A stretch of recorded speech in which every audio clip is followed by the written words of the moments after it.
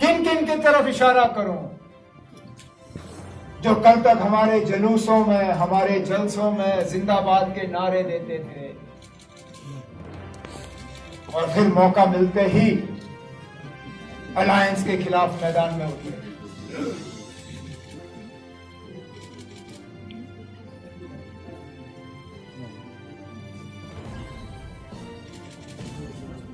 जमहूरियत की जीत हुई, हम बार बार ये सुनते हैं।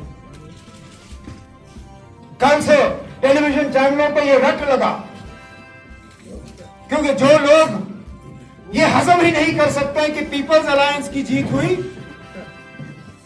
उनको कुछ तो कहना था, तो कहा जमहूरियत की जीत हुई। खुदा ना खास्ता अगर ये नतीजा नहीं हुआ होता, वो बड़े बड़े बिल्डिंगों से डंडोरा पीटते कि अलायंस की हार हुई, मौका परस्त लोग हार गए, एंटी नेशनल हार गए, प्रो पाकिस्तान हार गए। अब जब नहीं हारे और उनसे तस्लीम नहीं होता कि अलायंस की कामयाबी हुई, तो कहते हैं जमहूरियत की जीत हुई। अरे हम भी तो मानते हैं, हमने कब कहा कि हमें जमहूरियत पे भरोसा नहीं है? आपको हमारे ऊपर भरोसा नहीं है, वो दूसरी बात है, लेकिन हम पहले दिन से कहते आ रहे हैं कि हम अपने हकूक के लिए लड़ेंगे, लेकिन गैर कानूनी तौर नहीं। हम अपने हकूक के लिए लड़ेंगे, लेकिन गैर आईनी तौर नहीं। हम इस रियासत का माहौल बिगाड़ने नहीं आए हैं, हम इस रियासत का माहौल बेहतर करने आए हैं। लेकिन अगर वाकई आप कहते हो कि जमहूरियत की जीत हुई है, तो फिर लोगों की आवाज आपको सुननी होगी। और भारी अक्सरियत से जम्मू कश्मीर के लोगों ने कहा है कि उनको 5 अगस्त 2019 कबूल नहीं है। ये मेरा कहना नहीं है। अब कल तक तो आप कह रहे थे ये उमर अब्दुल्ला हवा में बात कर रहा है, फारूक अब्दुल्ला के पीछे कोई खड़ा नहीं है, ये पीपल्स अलायंस ये 2 खानदानों का अलायंस है, इनके साथ लोग नहीं है। अब हमने इलेक्शन में हिस्सा लेके आपको बताया है कि लोग भी हमारे साथ हैं। अब कब तक आप दुनिया को ये बताते रहोगे कि कश्मीर के लोग 15 अगस्त 2019 को पसंद करते हैं? कब तक दुनिया को बताते रहोगे कि जम्मू कश्मीर की आवाम जो है उनको 370 से कोई लेना देना नहीं है? क्योंकि अगर आपका यह प्रोपेगेंडा सही होता, आज आपकी यह हालत नहीं होती।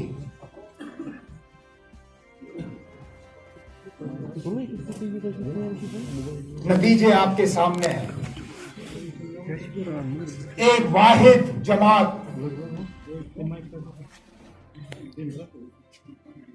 जिसकी जड़ कश्मीर में भी, जम्मू में भी, जिसके जड़ जम्मू के निचले इलाकों में, जम्मू के पहाड़ी इलाकों में, जिसके जड़ आज भी करगिल में तो आपको मिलेंगे ही मिलेंगे, ले जाए वहां पे भी।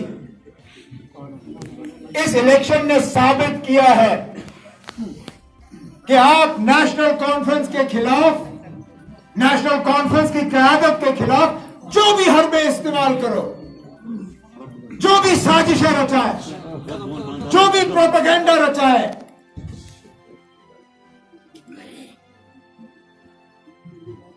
आप कभी हमें मर मिटाने में कामयाब नहीं होंगे। हमें मर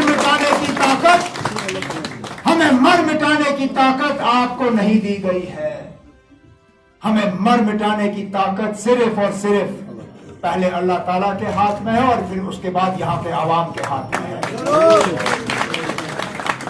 करिए अपनी साजिशें, करिए अपना प्रोपेगेंडा, को, दुनिया को झूठ, कभी ना कभी तो आपका झूठ झूठ ही साबित होगा इंशाअल्लाह। लेकिन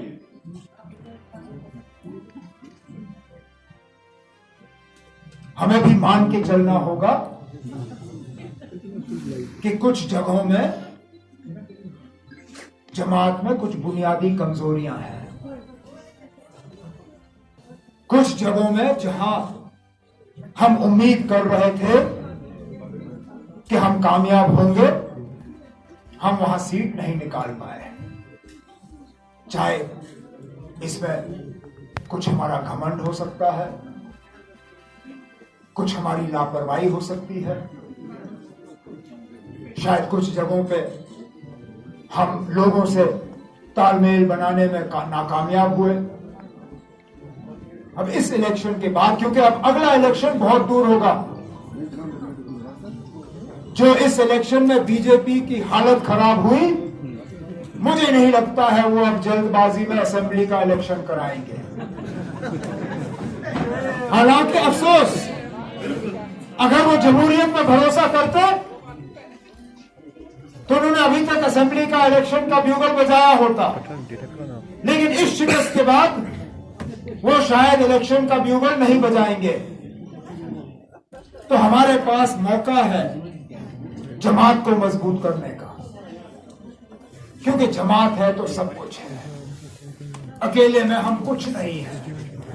हमारी पहचान, हमारा सारा कुछ इस जमात और इस जमात के झंडे के साथ जुड़ा हुआ है। और मैं अपने तरफ से, अपनी तंजीम की क़यादत के तरफ से, सीनियर लीडरों की तरफ से जनाब फारूक साहब को यकीन दिलाना चाहता हूं कि इस इलेक्शन में जहां जहां हमारी कमजोरी सामने आई है, हम दिन रात एक करके उस कमजोरी को दूर करके इस जमात को दोबारा उस मुकाम पर पहुंचाएंगे जिस मुकाम पर बाबा कौम शेर कश्मीर शेख मोहम्मद अब्दुल्ला साहब ने इस जमात को फारूक अब्दुल्ला साहब के हवाले किया था। इंशाअल्लाह इस जमात को उस मजबूती पर पहुंचाने का मिशन अब हमने हाथ में ले लिया है और इस मिशन में हम कब पीछे नहीं हटेंगे।